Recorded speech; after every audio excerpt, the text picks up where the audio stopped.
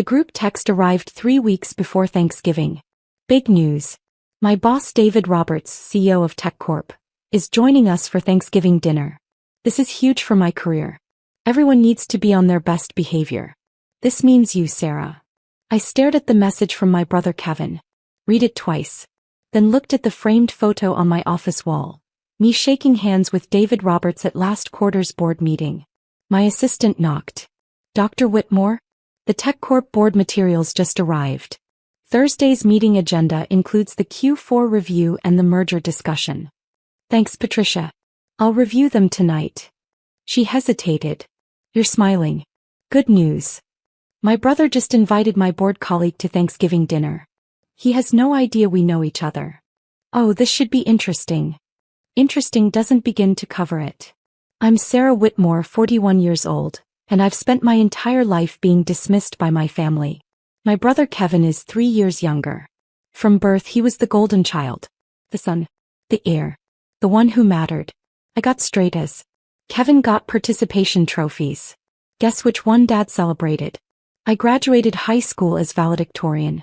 Kevin barely graduated. Dad threw him a huge party for making it through. I got a full ride to MIT for computer science. Dad said, "That's nice, but who's going to marry a woman who's smarter than him?" Kevin went to state school on Dad's dime, partied for 5 years and graduated with a 2.3 GPA in business. Dad called him a late bloomer and gave him a car. I got my master's in computer science, then my PhD in artificial intelligence. Published research papers. Won awards. Got recruited by Stanford to teach. Dad's response, "When are you going to get a real job?" Kevin got an entry-level sales job at a tech startup. Dad bought champagne. I became a professor at Stanford. Published a book on AI ethics that became required reading in computer science programs worldwide. Got invited to speak at conferences across the globe. Dad asked if I was making tenure yet, like it was a participation trophy. Then I started consulting. Tech companies needed AI expertise. I had it. Started small, $5,000 projects, advisory work, weekend consulting.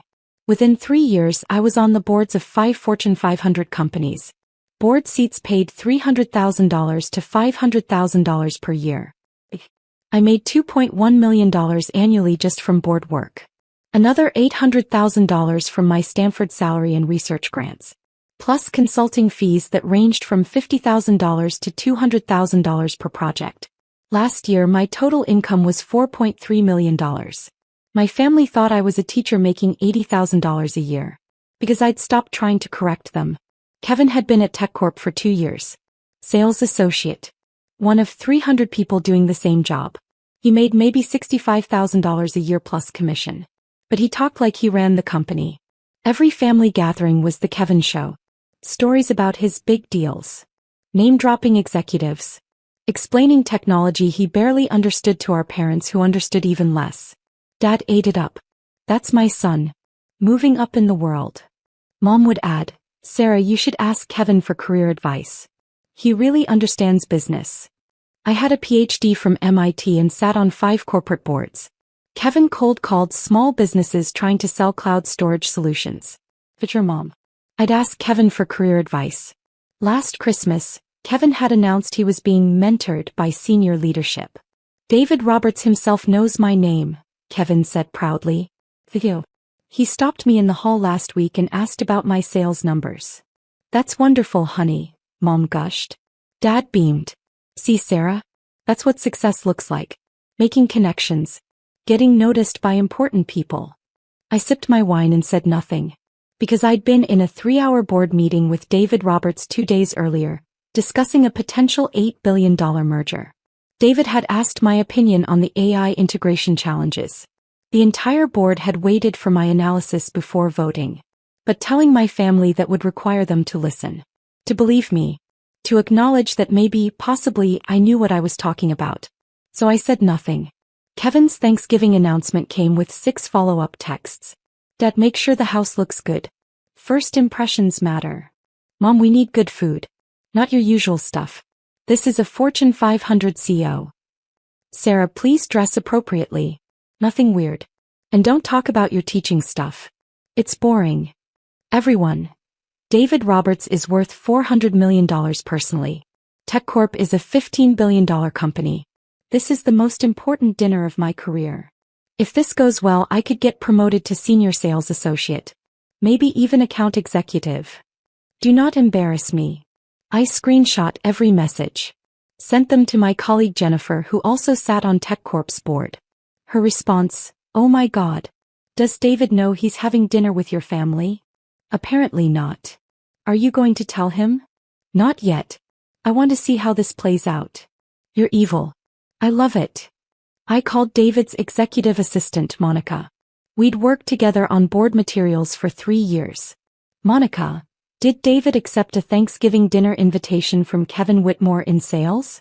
Oh, you know about that? Yes. Kevin's been persistent. Sent 3 emails. Finally, David said yes just to stop the requests. He's going for an hour max. Kevin is my brother. Silence. Then, I'm sorry, what? Kevin Whitmore is my younger brother. He has no idea I'm on TechCorp's board. How is that possible? My family doesn't pay attention to my career. They think I'm just a teacher. Monica started laughing. This is going to be amazing. Does David know? Not yet. I thought I'd let it be a surprise. Dr. Whitmore, you're diabolical. Can I tell David? No. Let him figure it out. This is the best thing that's happened all year. The week before Thanksgiving, Kevin's instructions intensified. Sarah, I bought you an outfit. It's at Mom's house. Please wear it. You always dress like a librarian. The outfit was a floral dress from Target. Size large. I'm a size 6. I texted back, I'll wear my own clothes, thanks. Sarah, this is important. Can you just once not make everything difficult? I left him on read. Wednesday before Thanksgiving, Kevin called. I need to prep you, he said without greeting. Prep me for what? For meeting David. He's incredibly successful. CEO of a major company. You need to be respectful. Don't ask stupid questions. Don't talk about things you don't understand. Like what? Like technology. Business. Anything corporate. Just stick to teaching or whatever. Kevin, I have a PhD in computer science. I think I can handle a conversation about technology. Having a degree isn't the same as real-world experience, Sarah. David built a $15 billion company. You grade papers. It's different. I counted to 10. Anything else? Yeah. Don't mention your age. You're 41 and single. It's embarrassing. Embarrassing for who? For the family. David is married with kids. Normal, successful life. I don't want him thinking our family is full of weird spinsters. I'm a tenured professor at Stanford. Which is great, but it's not like you're a CO or anything. Just, let me do the talking tomorrow. You can smile and nod. He hung up. I sat in my office at Stanford, surrounded by AI research papers, book awards, and photos from corporate board meetings. Then I called David Roberts directly. His personal cell. The one only board members had. He answered on the second ring. Sarah. What's up? Quick question. You're having Thanksgiving dinner with Kevin Whitmore tomorrow. Unfortunately, yes. He's been aggressively networking. Figured I'd put in an appearance, talk about his sales numbers, be encouraging. Standard CEO stuff. Why? Kevin is my brother. Silence. Long silence. I'm sorry, Kevin Whitmore in sales is your brother? The one who sends me weekly emails about his performance metrics. That's the one. How did I not know this? He doesn't know I'm on your board. My family doesn't know I do corporate work. They think I'm just a Stanford professor. David started laughing. Actual full laughter. You're kidding. Nope. Kevin's been telling the family for weeks that his CEO is coming to dinner. He's coaching everyone on how to behave. Including me. He told me not to talk about technology because I don't have real-world experience. You literally advised us through a $3.2 billion AI acquisition last quarter. I know. You published the paper that changed how we approach machine learning ethics. I know. You're one of the most respected AI experts in the country. Kevin doesn't know that. He thinks I grade papers. More laughter. This is incredible. What do you want me to do? Nothing. Just show up. Let it unfold naturally. Sarah, I have to tell you, this might be the highlight of my year. Line 2. Thanksgiving Day. I arrived at my parents' house at 2 p.m. wearing a black cashmere sweater and tailored pants. Professional but comfortable. Kevin took one look and frowned. I bought you a dress. I'm wearing this. Sarah. Kevin, drop it. Mom rushed over. Sarah, honey, maybe you could change? Kevin's boss is very important. I'm aware. Dad appeared. Sarah, your brother is trying to make a good impression. The least you can do is cooperate. I'm wearing this. If Kevin's boss has a problem with cashmere and good tailoring, that's a concerning business strategy. Kevin pulled me aside. Why do you always have to be difficult? I'm wearing clothes. That's not difficult. You know what I mean. This is important to me. Why can't you just be supportive? I am being supportive. I'm here, aren't I? He looked at me like I was a stranger. Sometimes I don't understand you at all. The feeling is mutual. David Roberts was due at 4 p.m. Kevin checked his watch every 3 minutes starting at 3:30. At 3:45 he gathered everyone in the living room. Okay, here's the plan. When Mr. Roberts arrives, Dad and I will greet him. Mom, you offer drinks. Sarah, you can help in the kitchen. I'm not hiding in the kitchen. I'm not asking you to hide. I'm asking you to be helpful. By staying out of sight? By not making this about you. I sat down on the couch. I'll stay right here. Kevin looked panicked. Sarah, please. The doorbell rang. Kevin literally jumped, straightened his tie, took a deep breath. Everyone, best behavior.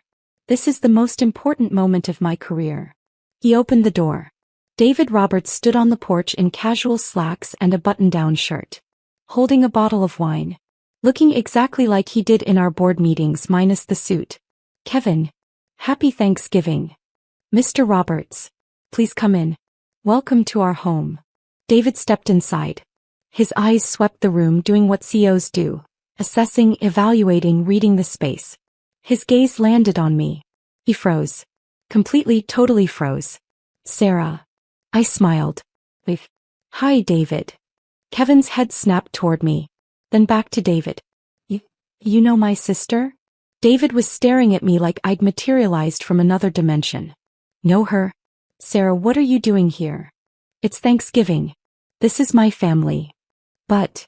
He looked at Kevin. Looked at me. I watched the pieces click together in his brilliant CEO brain. Kevin Whitmore is your brother.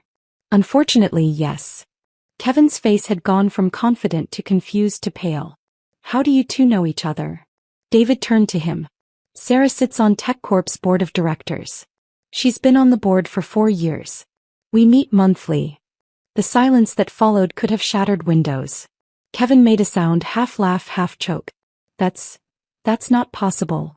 It's very possible, David said, still looking at me like he was solving a puzzle. Sarah is one of our most valuable board members. Her expertise in AI has been crucial to our strategic direction.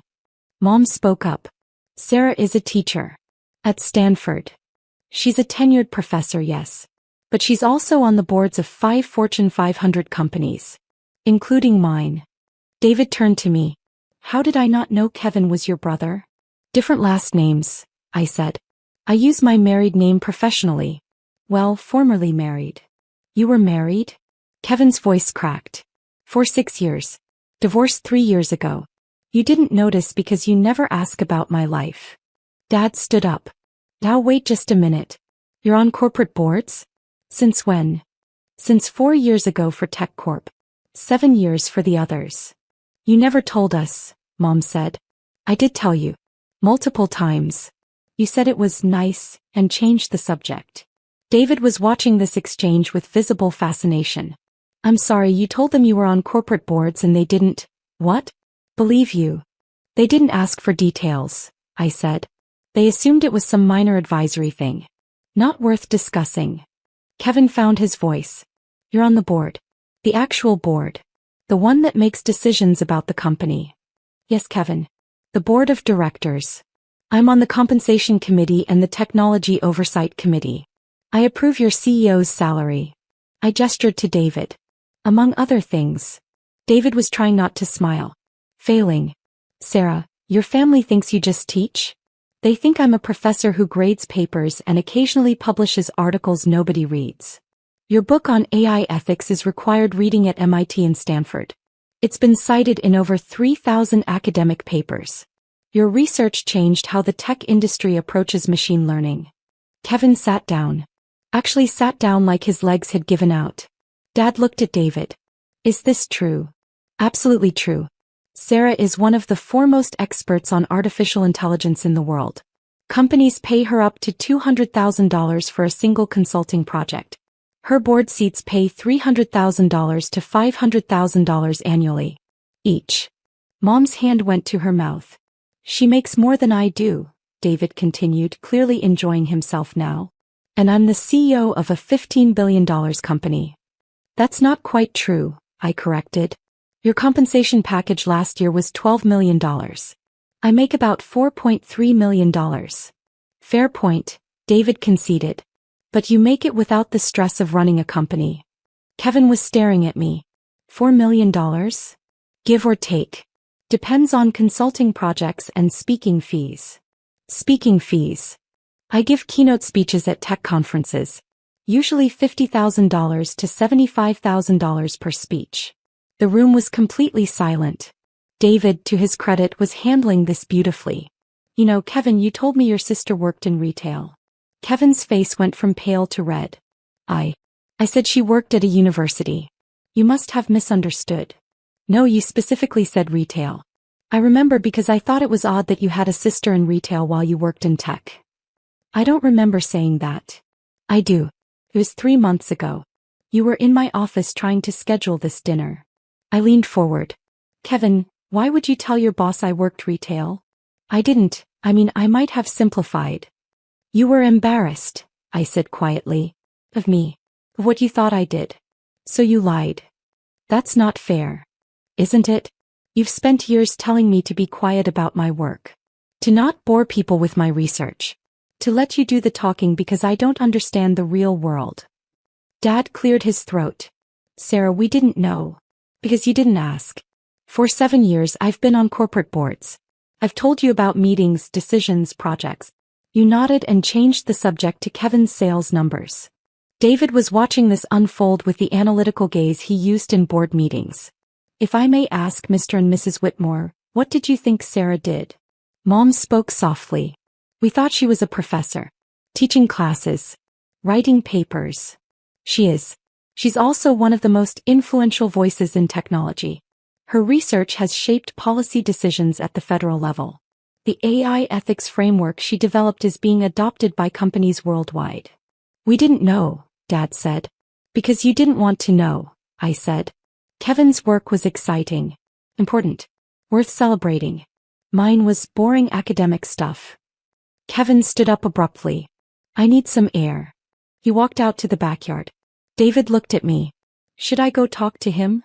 That's up to you. As his CEO or as your colleague? Whichever role you think fits the situation better. He smiled. I'll be right back. Through the window I watched David approach Kevin in the backyard. They talked for several minutes. Kevin gesturing. David standing calm, hands in pockets, listening. Inside the silence was excruciating. Finally Mom said, Sarah, why didn't you tell us? Really tell us? I did tell you. At last year's Christmas I mentioned I'd been asked to join another board. You said, that's nice, and asked if I was seeing anyone. A board could mean anything. It means exactly what it sounds like. A corporate board of directors. But you assumed it was something small because assuming I was successful didn't fit your narrative. Dad bristled. That's not fair. Isn't it? When I got tenure at Stanford you asked if that meant I could finally afford to buy a house. I already owned a house. A 4-bedroom house in Palo Alto worth $3.2 million. Paid in full. Mom blinked. You own a house? For 6 years. You've never visited. Never asked to see it. Never asked about my life beyond. Are you dating anyone? We thought you were struggling, Dad said. Single, working in academia, we thought you needed support. I make more money than both of you combined. I have investments worth $8 million. I drive a Tesla Model S. I take 4 international vacations a year. The only thing I'm struggling with is understanding how my own family knows nothing about my life. The back door opened. David and Kevin came back inside. Kevin looked like he'd been crying. David's expression was unreadable. I think, David said carefully, we should all sit down for dinner. As planned. And maybe use this as an opportunity for honest conversation. We sat. Mom served turkey and stuffing in near silence. David, diplomat that CEOs have to be, tried to ease the tension. This looks delicious, Mrs. Whitmore. Thank you for including me. Of course, Mom said quietly. Kevin hadn't looked at me since coming back inside. David turned to me. Sarah, I've been meaning to ask, did you finish that paper on algorithmic bias? The one you were presenting at the MIT conference. Finished it last week. Published in the Journal of Machine Learning Research. Should be out next month. I'd love to read it. Might be relevant for our new hiring platform. I'll send you a copy. Dad cleared his throat. What exactly does Sarah do on your board, Mr. Roberts? Please call me David. And Sarah provides expertise we desperately need. Technology moves fast. AI especially. Sarah helps us understand not just what's technically possible, but what's ethical, sustainable, and strategic. Can you give an example? Mom asked. David glanced at me for permission. I nodded. Last quarter, we were considering acquiring a company that specialized in facial recognition technology. Worth about $3.2 billion. Sarah spent 2 weeks analyzing their algorithms. Found bias in their training data that would have exposed us to massive liability and reputation damage. Her analysis saved us from a catastrophic acquisition. She did that? Dad asked. She did. The board voted unanimously against the acquisition based on her recommendation. 6 months later, that company got sued for $400 million over the exact issues Sarah identified. Kevin was staring at his plate. Sarah's not just on our board, David continued. She shapes our strategy. When we discuss AI integration, autonomous systems, machine learning applications, we wait for her analysis. Because she sees things others miss. I didn't know Sarah did any of that, Mom said quietly. Most people don't, I said. Board work is confidential. I can't discuss specific decisions publicly. But when I mentioned being in board meetings, being on committees, consulting for tech companies, that was all real. You just never asked for details. Kevin finally spoke. I told everyone you just graded papers. I know. I told David you worked retail. I know that too. Why didn't you correct me? Would you have believed me if I did? He opened his mouth. Closed it. No answer. David cut into his turkey. For what it's worth, Kevin, your sister is one of the most impressive people I work with. She's brilliant, insightful, and completely unpretentious about her expertise. Unlike some people, I said, looking at Kevin. He flinched. Sarah, Mom started. We owe you an apology. For what specifically? For not seeing you. Really seeing you. For assuming I was less successful than Kevin, I added. For telling me to be quiet about my work. For dismissing my career while celebrating his entry-level sales job. Dad shifted uncomfortably. We didn't mean. Yes, you did. You meant exactly that. Kevin was the son. The important one. The one whose career mattered. I was the daughter who didn't quite fit. Too smart. Too unmarried. Too different from what you wanted. The silence that followed was broken only by David's fork on his plate. Then he said quietly, I think this is a family conversation. I should probably go. Please stay, I said.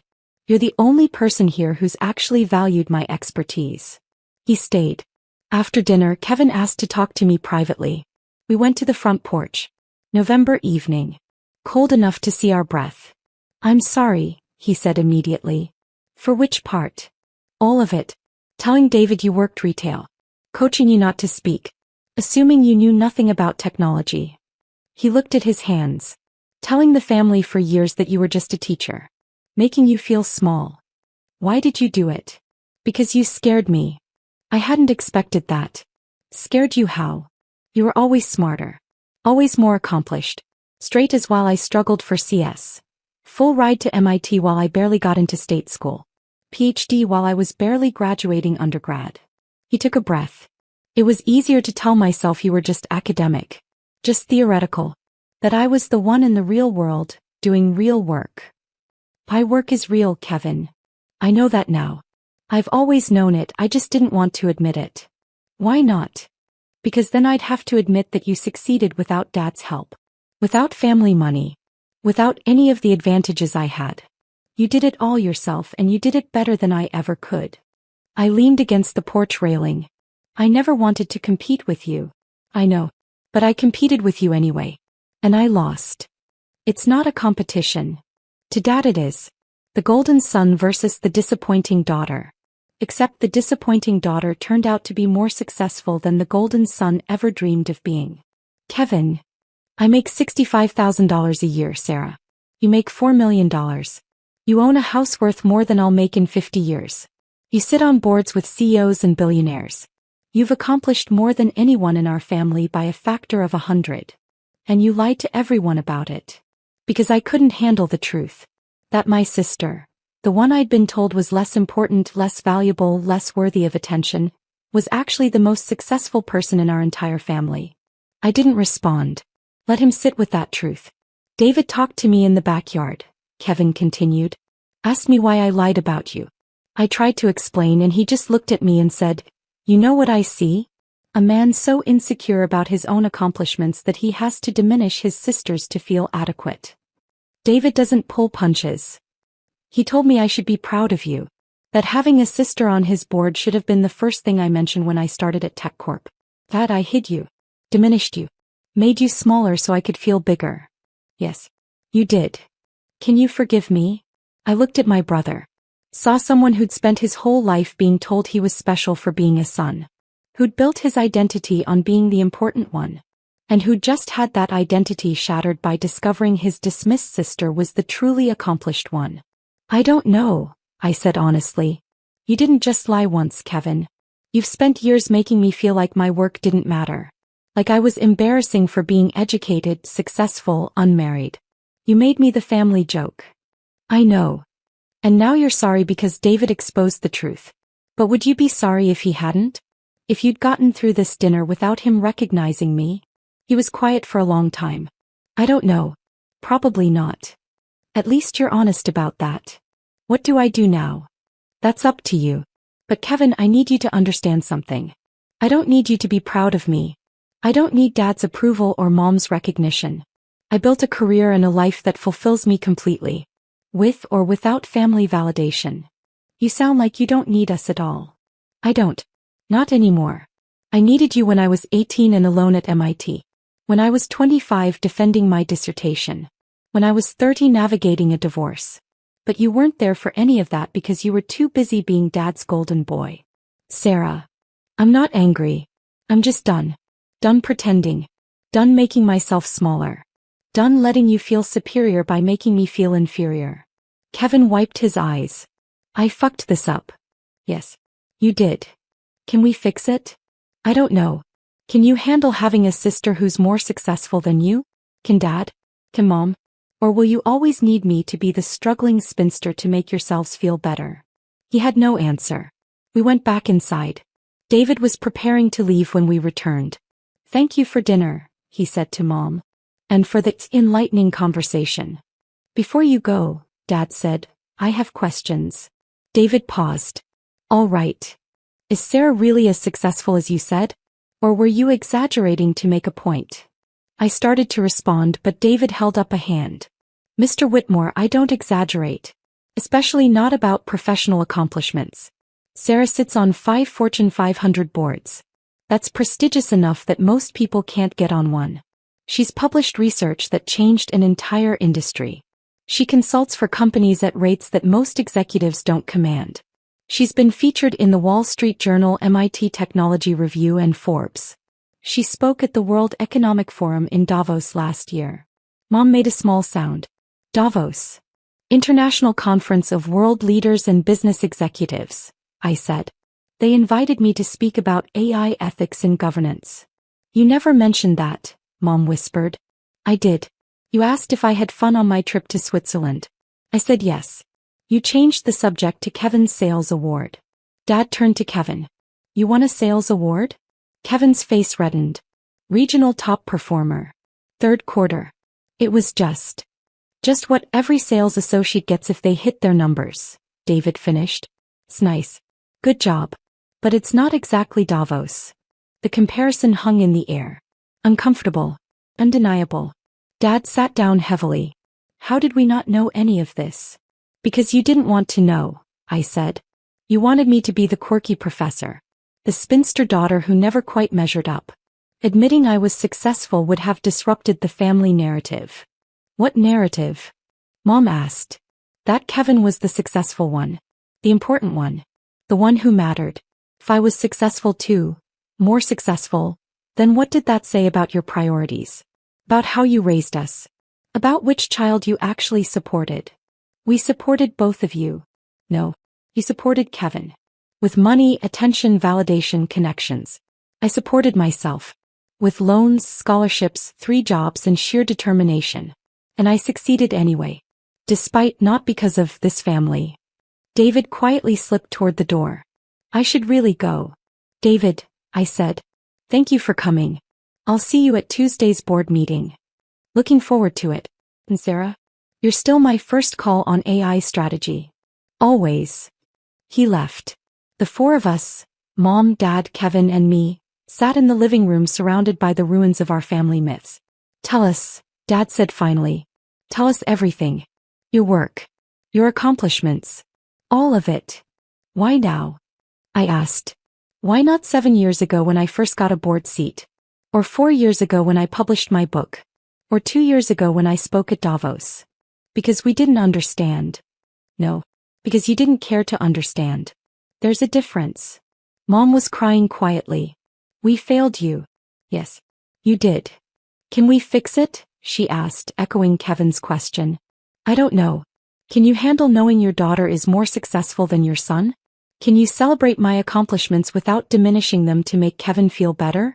Can you value me for who I actually am instead of who you wanted me to be? Kevin spoke up. I can try. Trying isn't enough. Either you accept reality or you don't. But I'm not going to keep diminishing myself for your comfort.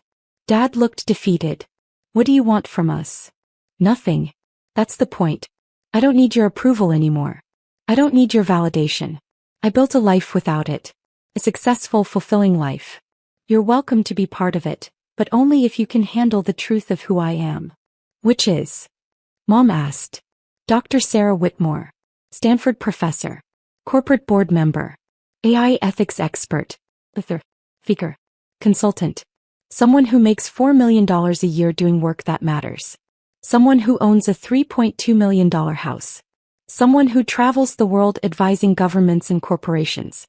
Someone who succeeded despite being told she was less important than her brother. The silence stretched. Finally, Kevin said, I told my coworkers about you. After David left my office today, I told them my sister is on the board. That she's brilliant. That she's one of the most respected AI experts in the world. Why? Because David asked how I introduced you at family events. I said I usually didn't mention you much. He said, if my sister was Sarah Whitmore, she'd be the first thing I talked about. And he was right. What did your coworkers say? They asked why I'd never mentioned you before. I didn't have a good answer. The answer is you were embarrassed. Of me. Of my success that highlighted your mediocrity. He flinched but didn't deny it. Mom stood. Walked over to a bookshelf. Pulled out a photo album. The family history and pictures. She flipped through. Showed us. 17 photos of Kevin's graduation. 3 of mine. 12 photos of Kevin's sales awards. None of my academic achievements. 5 photos of Kevin's wedding. None from my wedding. This is who we were, Mom said quietly. Who we've been. Yes, I said. It is. Can we be different? That's up to you. I left my parents' house at 9 p.m. Drove home to Palo Alto in silence. My phone buzzed with text. Kevin, I'm sorry. Really truly sorry. I know that doesn't fix anything, but I needed to say it again. Mom, please come to Christmas. We want to do better. Dad, I'm proud of you. I should have said that years ago. I didn't respond to any of them. Went home. Poured wine. Sat on my deck overlooking the city lights. Patricia, my assistant, texted, How did it go? Exactly as expected. Complete chaos. My brother's brain nearly exploded. Did the CO enjoy himself? Immensely. He's now aware that one of his sales associates lied about his sister's career. That should make for interesting performance reviews. You're terrible. I'm honest. There's a difference. Monday morning, David called. I need to ask you something as your friend, not your Sue. Go ahead. Are you okay? Friday was intense. I'm fine. Actually, I'm better than fine. I'm free. Free from what? From pretending. From making myself smaller. From caring what my family thinks. Kevin sent me an email. Apologizing for misrepresenting you. Asking if it would affect his employment. What did you tell him? That his personal life is separate from his professional performance. But that integrity matters in all contexts. Diplomatic. I'm a Sue. Diplomacy is the job. He paused. For what it's worth, watching you handle that situation, calm, professional, completely unshaken, reminded me why you're on my board. You have clarity other people don't. Thank you, David. See you Tuesday. Tuesday's board meeting was normal. Strategic discussions. Financial reviews. Merger analysis. At the end, David addressed the board. Before we adjourn, I want to acknowledge Dr. Whitmore. I had Thanksgiving dinner with her family last week. They had no idea she was on this board. Or any board. Or that she's one of the foremost AI experts in the world. The other board members looked shocked. How is that possible? Asked Jennifer, the board member who already knew the story. Because I don't advertise my accomplishments to people who don't value them, I said simply. David smiled. Which is exactly why you're invaluable. No ego. Just excellence. The board applauded. After the meeting, 3 board members approached me. I had no idea your family didn't know about your work. Most people don't. I keep my professional and personal lives separate. Still, to have family not recognize your achievements. It's their loss, not mine. And I meant it. Christmas came with another round of texts. Please come. We want to celebrate you properly this year. I almost declined. Almost spent Christmas alone with a good book and expensive wine. But curiosity won. I arrived Christmas Eve. Brought nothing. Expected nothing. The house was different. Everywhere I looked there were changes. A framed copy of my book on the mantle. My Forbes 40 Under 40 article printed and displayed. A photo from my Davos speech on the wall. Mom saw me noticing. We've been researching. Your work. Your accomplishments. We printed articles. Bought your book. Watched your TED Talk. I've given 3 TED Talks. We watched all 3. Kevin appeared. I read your AI ethics paper. The one about algorithmic bias. I didn't understand all of it, but what I did understand was brilliant. Thank you. Dad emerged from the kitchen. Sarah. I'm glad you came. Me too. Dinner was quiet. Polite. Careful. Halfway through, Mom said, we'd like to hear about your work. Really hear about it. If you're willing to share. I looked at them. Saw people trying. Failing. But trying. What do you want to know? For the next 2 hours I talked. About boards. Research. Consulting. The companies I advised. The policies I shaped. The students I mentored. They listened. Actually listened. Asked questions. Real questions. When I mentioned a $200,000 consulting project, Dad didn't flinch. When I explained a board decision that saved a company $400 million, Mom didn't change the subject. When I described speaking to the Senate about AI regulation, Kevin didn't make it about himself. It was strange. Uncomfortable. At the end of the evening, Dad said, I'm proud of you. I should have said that every day for the past 20 years. But I'm saying it now. Thank you. Can we start over? Mom asked. Not forget what happened but try to be better? I don't know. Can you? We want to try. I looked at Kevin. What about you? I told everyone at work about you. My sister on the board. My sister the expert. My sister who's changing the world. I've been bragging about you for weeks. That's a change. I know. And Sarah? I'm sorry. For everything. 4 years of making you small. For being threatened by your success.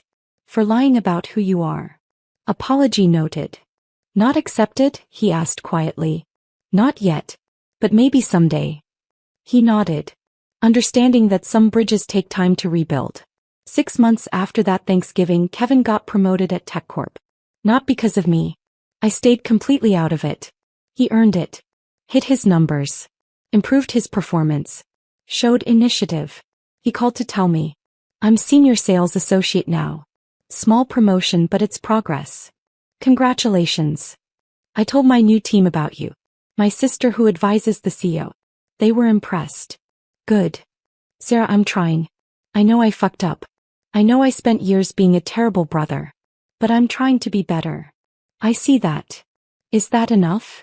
It's a start. We had lunch the next week. Talked about work. His challenges. My projects. He asked intelligent questions about AI ethics. Actually listened to the answers. It wasn't perfect, but it was real. Mom and Dad visited my house for the first time. Walked through my home office. Saw my awards. My library. My life. "This is beautiful," Mom said. "Thank you. I'm sorry we never visited before." "I know. Can we do better?" "You're doing better. Keep going." A year after that Thanksgiving, I was named to Forbes' Most Powerful Women in Tech list. My family threw me a party. A real party. With my accomplishments celebrated. My work recognized. My expertise valued. Kevin gave a toast. To my sister Sarah. Who succeeded despite having a family that didn't see her. Who built an empire while we were celebrating my sales awards. Who proved that real success doesn't need validation, it creates it. Everyone applauded. Mom cried. Dad beamed. Kevin looked genuinely proud. It wasn't forgiveness. Not entirely. But it was acknowledgement. Recognition. Respect. And sometimes that's enough. I stayed in touch with David Roberts. Remained on TechCorp's board for 8 more years. Helped guide the company through 3 major acquisitions, 2 CEO transitions, and the AI revolution that transformed the industry. Kevin stayed at TechCorp too. Made account executive. Then senior account executive. Never meteoric but steady. Honest. No longer threatened by my success. And every Thanksgiving after that infamous dinner we told the story. The time David Roberts came to dinner expecting to mentor a sales associate's family and discovered his board member checking coats. The time a CEO exposed a family's willful blindness to their daughter's accomplishments. The time everything changed because someone finally said the truth out loud. I never checked coats again. But I never forgot the lesson either. Success doesn't require validation from people who refuse to see you. It just requires showing up as exactly who you are. And letting the truth speak for itself.